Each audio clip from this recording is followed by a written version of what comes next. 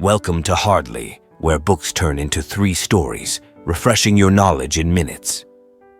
Today, we listen to Fred Fleitz's An America First Approach to U.S. National Security, in which we probe into reimagining U.S. strength by focusing on national sovereignty, energy independence, and strategic alliances to safeguard American interests above global entanglements.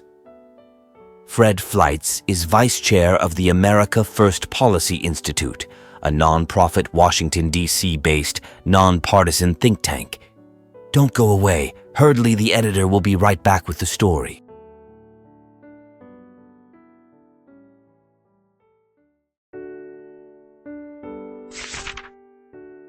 Let me tell you about 3 moments that stuck with me while diving into the America First approach. These stories bring to life the core idea of reshaping U.S. strength by keeping the focus on home, energy, and smart partnerships. They're tales of strategic decisions, unexpected turns, and lessons that shape the way we think about national security. First, picture a small conference room in the White House during the early days of a new administration. The president, surrounded by his closest advisors, was making a decision that would reverberate across the globe. The topic? Moving the U.S. Embassy in Israel from Tel Aviv to Jerusalem. This wasn't just a symbolic move. It was a statement of American sovereignty and support for its allies. The president knew that decades of diplomatic hesitation had left the embassy in Tel Aviv, despite a law passed in 1995 mandating the move.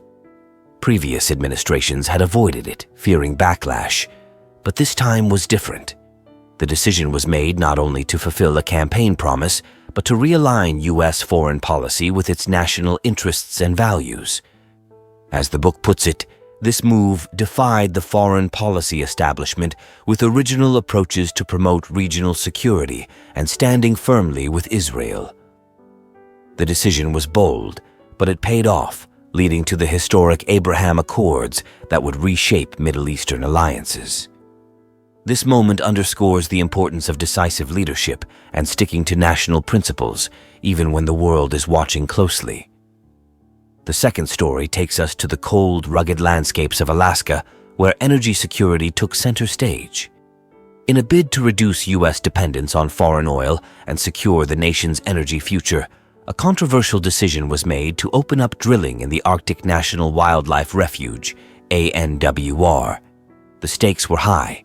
Environmental groups were fiercely opposed, citing the potential harm to wildlife and the fragile ecosystem. However, the administration viewed this as a crucial step toward achieving energy independence, a key pillar of the America First strategy. The book notes, energy security is national security, and that it is crucial for U.S. security and prosperity that America be an energy powerhouse. This wasn't just about economics. It was about ensuring that America wouldn't be held hostage by foreign energy suppliers, particularly in times of global conflict. The drilling initiative faced numerous legal and environmental hurdles, but it highlighted a broader strategy of prioritizing national resources to maintain sovereignty and economic stability. This story serves as a reminder of the tough choices that come with balancing environmental concerns and national security needs. The third story shifts to the intricate dance of international trade, where economic strength and national security are tightly intertwined. The administration faced a daunting challenge, renegotiating trade deals that had, for years, favored other nations at the expense of American workers and industries.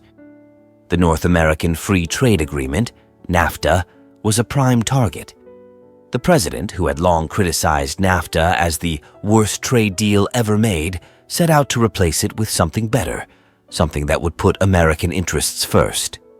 The result was the United States-Mexico-Canada Agreement, USMCA, a deal that aimed to bring manufacturing jobs back to the U.S. and protect American intellectual property. According to the book, America First foreign policy must revolve around 2 key principles: mutual defense and balanced trade. The renegotiation was fraught with tension, particularly with Canada and Mexico pushing back on several key points. Yet, the administration persisted, understanding that a strong economy is the bedrock of national security. The USMCA was eventually signed, marking a significant shift in how the U.S. engaged with its closest neighbors. This story illustrates the intricate balance of diplomacy, economic policy, and national security, all vital components of maintaining a strong, sovereign nation. These stories, though varied in their settings and challenges, all point back to the same core principle: the need for the U.S. to focus inward to build outward strength. By prioritizing national sovereignty, energy independence, and strategic alliances, the administration sought to secure the nation's future against a backdrop of increasing global uncertainty. The embassy move in Jerusalem wasn't just about Israel. It was about reasserting American values and interests on the world stage. The drilling in Alaska wasn't merely an economic decision. It was about ensuring that the U.S. remained strong and independent in a volatile global market. And the renegotiation of NAFTA into the USMCA was about more than just trade. It was about protecting American jobs and industries in an increasingly competitive world. These actions reveal a broader strategy that challenges the status quo of American foreign policy. It's a strategy that doesn't shy away from difficult decisions, whether they're about national borders, resource management, or international diplomacy. Instead, it embraces them as necessary steps to maintaining and enhancing U.S. power and security. The approach is clear: safeguard what's at home to project strength abroad. It's a shift from the interventionist policies of the past, focusing instead on rebuilding and fortifying the U.S. from within before extending its influence globally. As the editor of Hardly, through these lessons, we can envision a future where securing our resources and reaffirming our values leads to unparalleled resilience in the face of global challenges.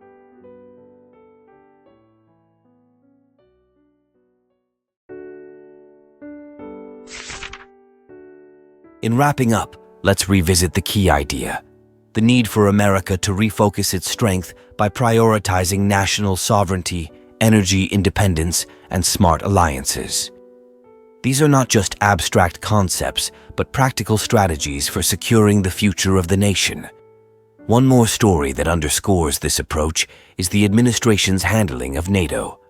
Faced with years of uneven burden sharing among alliance members, the president took a firm stance, demanding that other NATO countries contribute their fair share to defense spending. This wasn't about undermining alliances, but about ensuring that the U.S. wasn't shouldering a disproportionate load.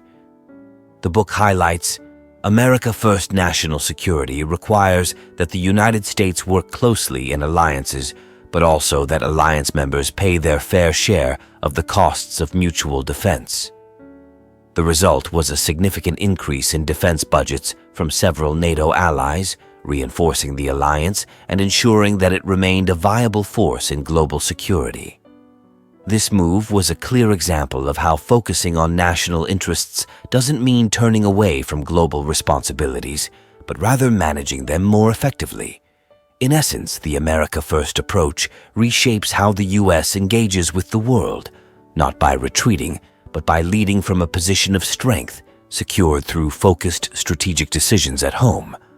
As the editor of Hardly, by embracing these lessons, we can craft a future where America's strength is built on the solid foundation of its own sovereignty and self-reliance, ready to face any challenge that comes its way.